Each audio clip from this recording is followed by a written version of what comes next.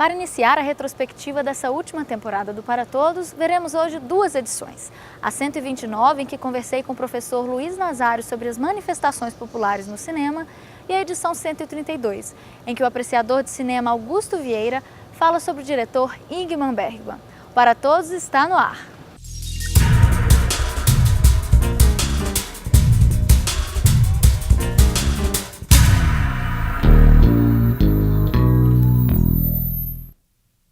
Num tempo em que o cinema nem mesmo existia, Oscar Wilde afirmou que a vida imita a arte muito mais do que a arte imita a vida. Não seria o contrário?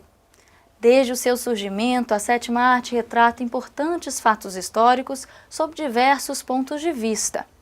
Ao tratar de manifestações populares, o cinema é um campo fértil para investigação, seja pela ficção científica, por documentários ou mesmo por blockbusters. No programa de hoje, vamos falar um pouco sobre o discurso do cinema acerca das manifestações populares. O Para Todos está no ar.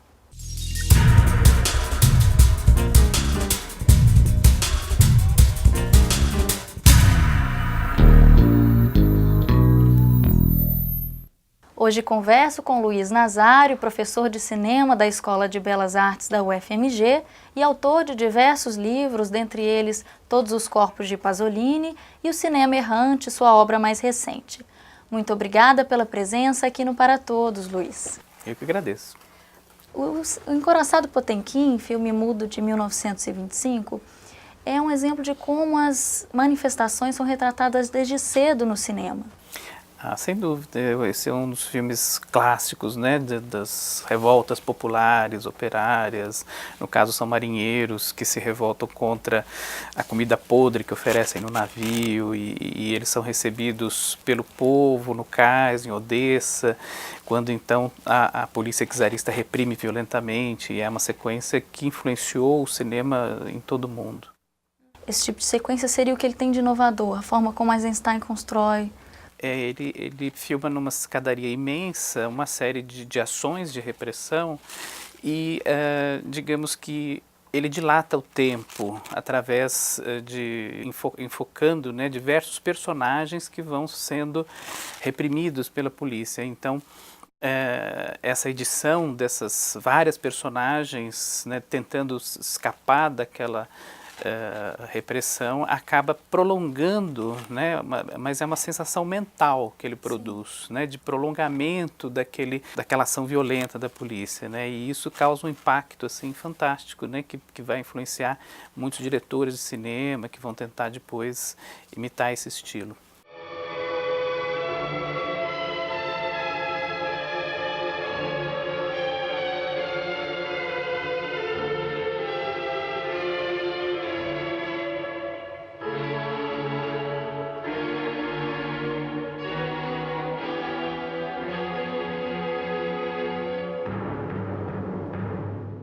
Metrópolis de 1927 Fahrenheit de 66 são exemplos de obras também inovadoras, agora fictícias e visionárias, né?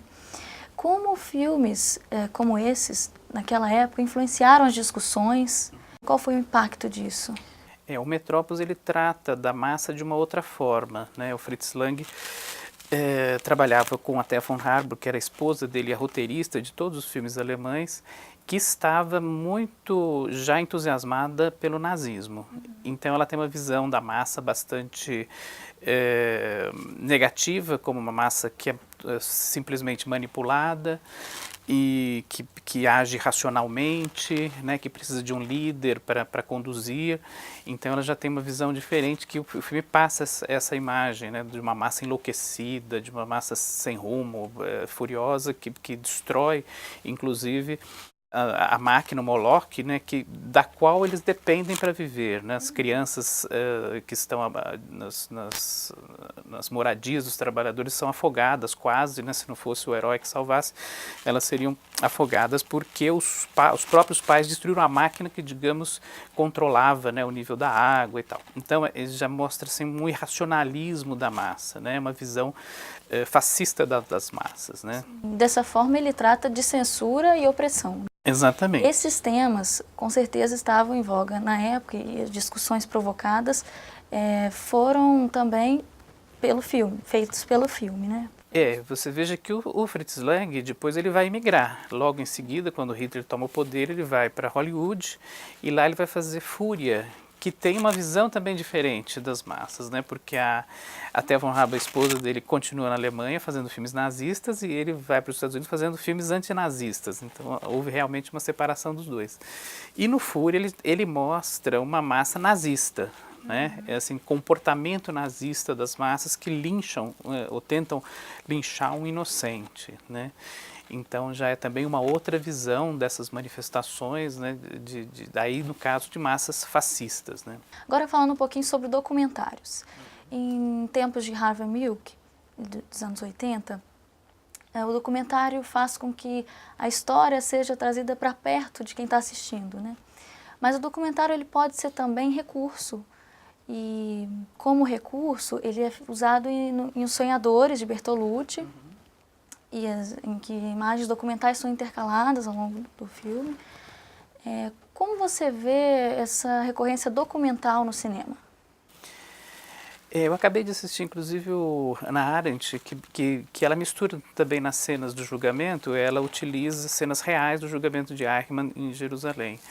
Então é um recurso bastante usado nos filmes, né, para fazer essa ligação da ficção com a realidade, né, como, digamos, dando uma legitimação ao discurso do filme como algo verdadeiro e algo realmente que aconteceu.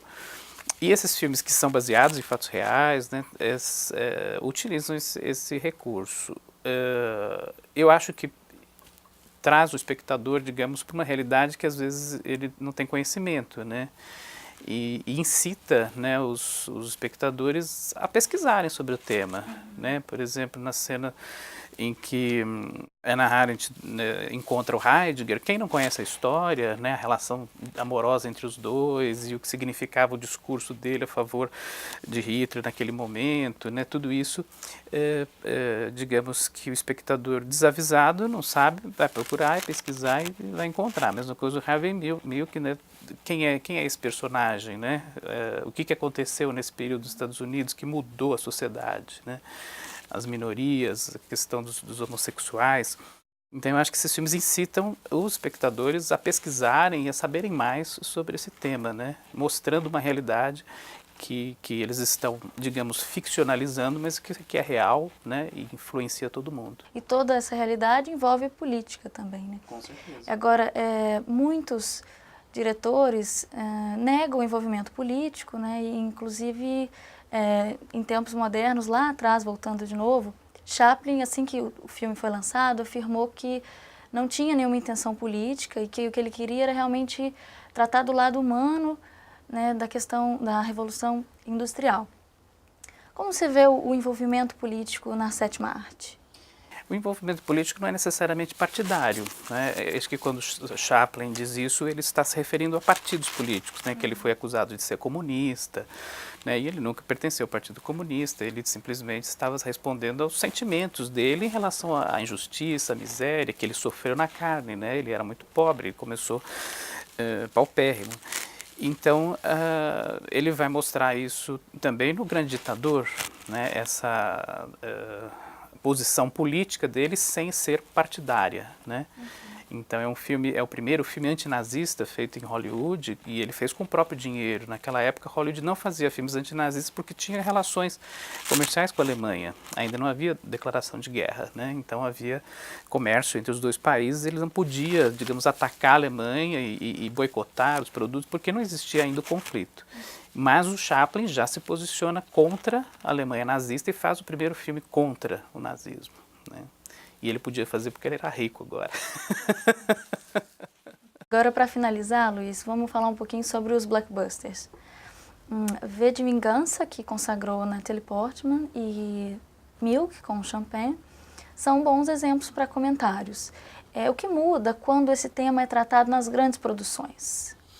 É uma influência muito grande que passa a exercer nas pessoas no mundo inteiro, né? Eu acho que essas máscaras anônimos, né, foram, digamos, influência do V de Vingança, né? Se não fosse esse filme, essas máscaras não seriam utilizadas, porque elas eram usadas de uma forma até folclórica, né, na Inglaterra, mas não no mundo inteiro com esse sentido de protesto, de anarquismo, né, que hoje assumiu, né, no mundo inteiro. Então acho que o cinema exerce uma influência tremenda e nessas grandes produções a influência é muito maior.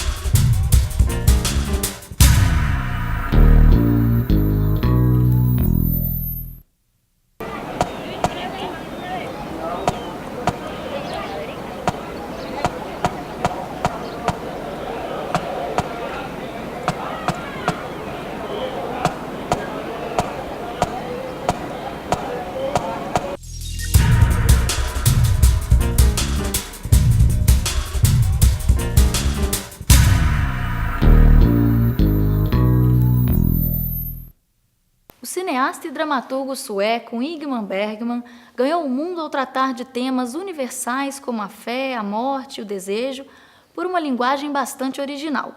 As questões levantadas por ele renderam Oscars, Globos de Ouro e várias outras premiações do cinema e do teatro. É esse o assunto do Para Todos de hoje.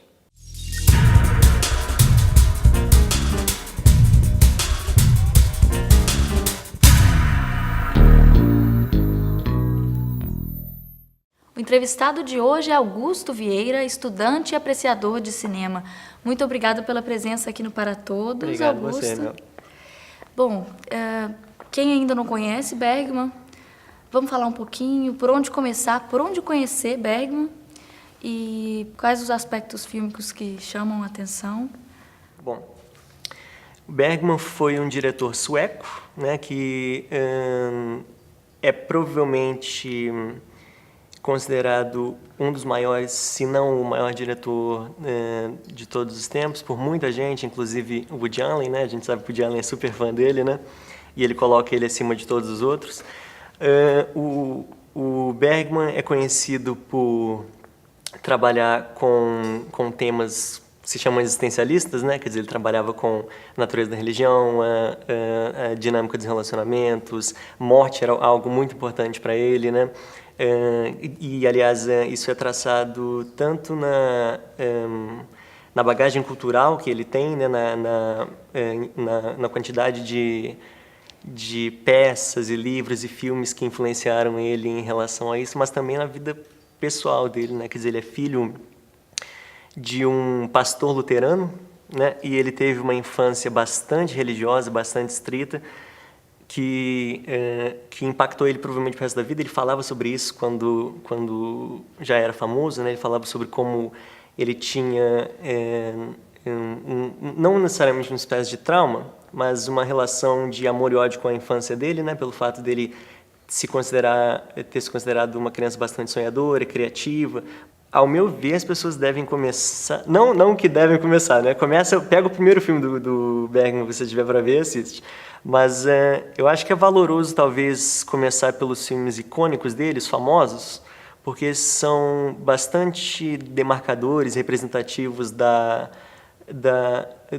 personalidade dele, do estilo dele, de fases da carreira dele, né? Porque ele é um dos tipos de pessoas criativas que mudou muito do início ao fim da carreira dele, e tem muitas diferenças e muitos assuntos que ele abordou. Então, eu acho que provavelmente o Persona é bastante icônico de uma parte da carreira dele, é o filme mais experimental dele, é o filme mais único do ponto de vista narrativo, né? As pessoas gostam bastante de falar sobre esse, gera bastante discussão. O Sétimo Selo é extremamente famoso, todo mundo que faz parte do cinema conhece esse filme, né? E mesmo pessoas que não são muito cinéfilos já ouviram falar do Sétimo Selo, né? É o filme famoso sobre a morte que joga xadrez com o cavaleiro, né? Eu acho que esse filme também é bastante interessante porque esse filme talvez encapsula certos assuntos que eram relevantes para ele de uma maneira mais precisa do que a maioria dos filmes dele. É bastante interessante. Eu acho que o Morango Silvestre também é bastante relevante para as pessoas começarem, porque o Morango Silvestre fala de uma outra parte, ligada também com essas questões existencialistas, mas nesse filme ele se concentra na passagem do tempo, na lembrança do passado, nostalgia, né?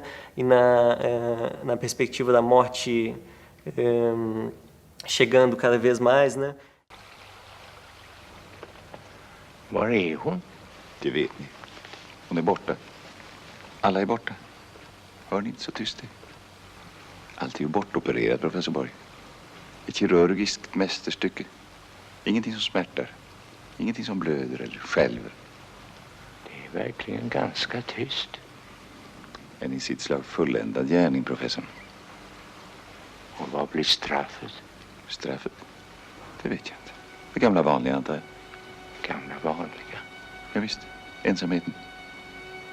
Ensamheten. Just det. Ensamheten. Finns det ingen nåd? Fråga inte mig. Jag vet ingenting om sånt. A obra de Bergman é muito expressiva tanto no teatro quanto no cinema, que a filmografia ultrapassa os 50 filmes. Ainda assim, ele afirmou que o teatro é o começo, é o fim, é tudo, e o cinema é o âmbito da prostituição. Exatamente. É. Como você avalia essa fala? Eu avalio de várias maneiras, e eu acho muito divertida essa frase dele, talvez uma das mais divertidas. Ele fala que o cinema é o âmbito da prostituição, né? E que o teatro é o início e o fim. Então, quer dizer, a impressão inicial é de que o teatro tem muito mais valor e o cinema é algo rasteiro, né? Mas tem tantas outras frases dele que não necessariamente contrariam isso, mas ampliam essa ideia dessa frase. Quer dizer, eu gosto de uma frase dele que é assim: o teatro é minha esposa e o cinema é a minha amante, né? Ele tem entre 170 e 200 peças teatrais, né? Algumas escritas por ele, a maioria interpretações de outros textos. E ele tem em torno de 50 filmes, né? Então, quer dizer, é inegável que ele trabalhou muito mais no teatro, e ele disse uma vez que o teatro é a primeira paixão dele. O teatro é o grande amor dele. O cinema é, talvez, de certa maneira, secundário. Mas ele também admite o poder que ele considerava que o cinema tinha, que nenhuma outra forma tinha, incluindo o teatro, né? Então, talvez ele tivesse essa relação de distanciamento e aproximação.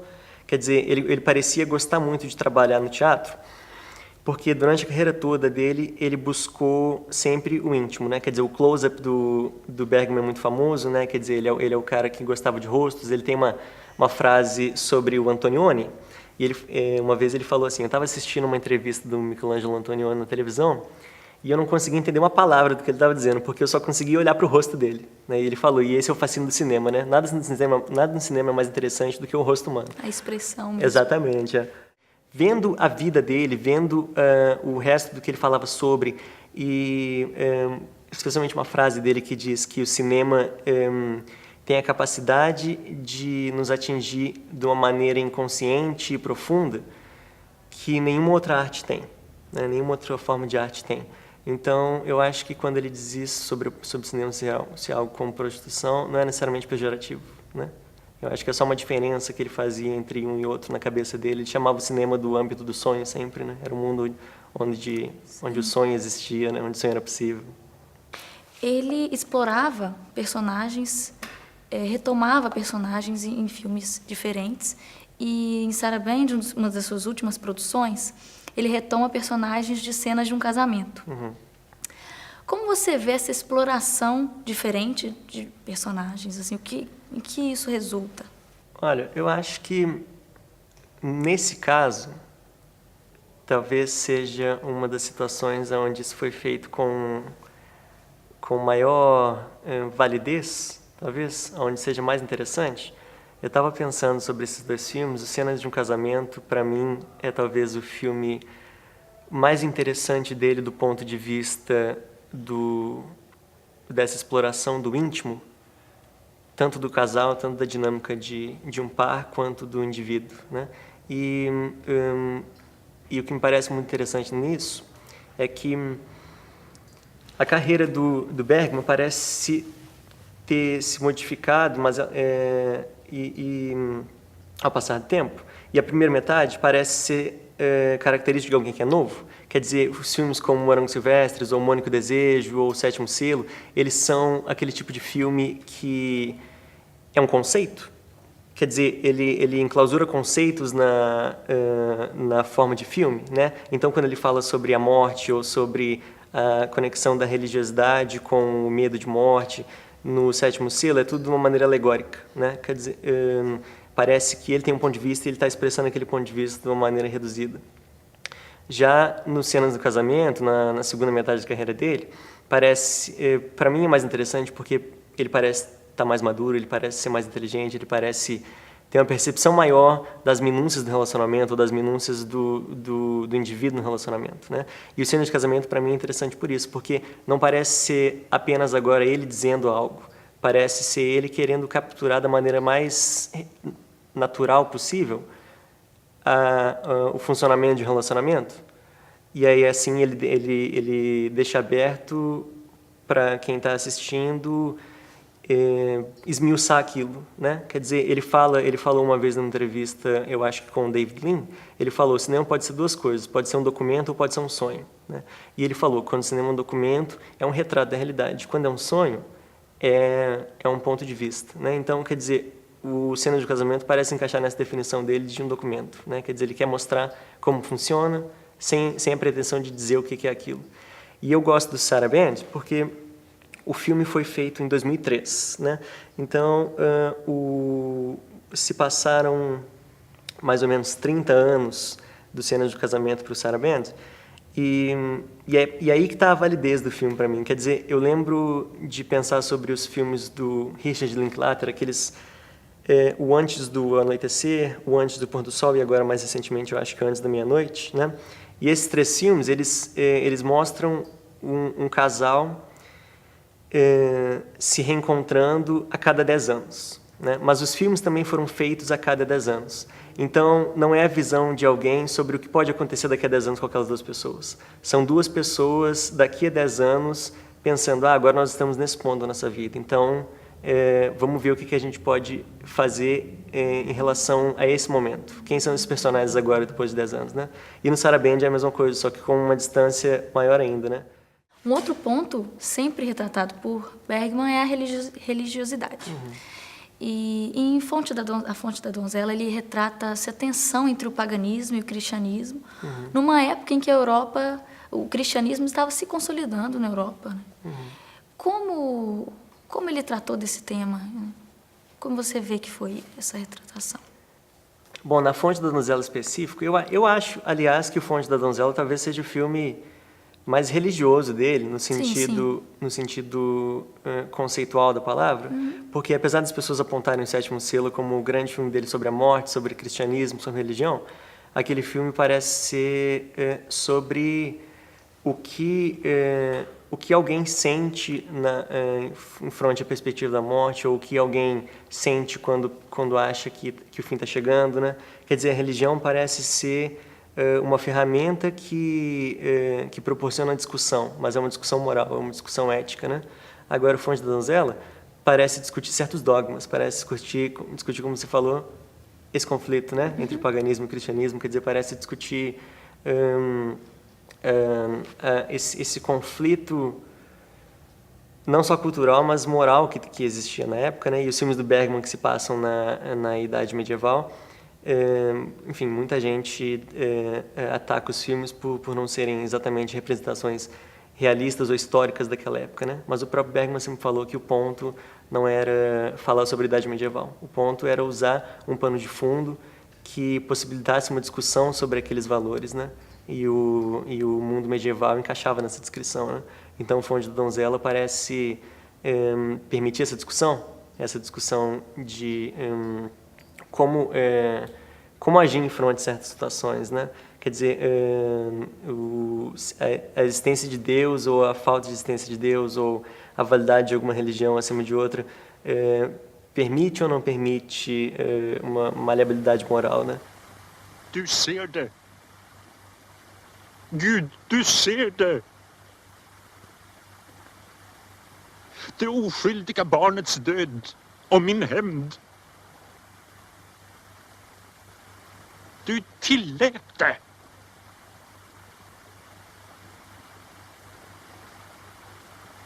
Jag förstår dig inte. Mais uma vez agradeço a presença aqui no Para Todos, Augusto. Muito Eu que obrigada. agradeço. O programa de hoje fica por aqui.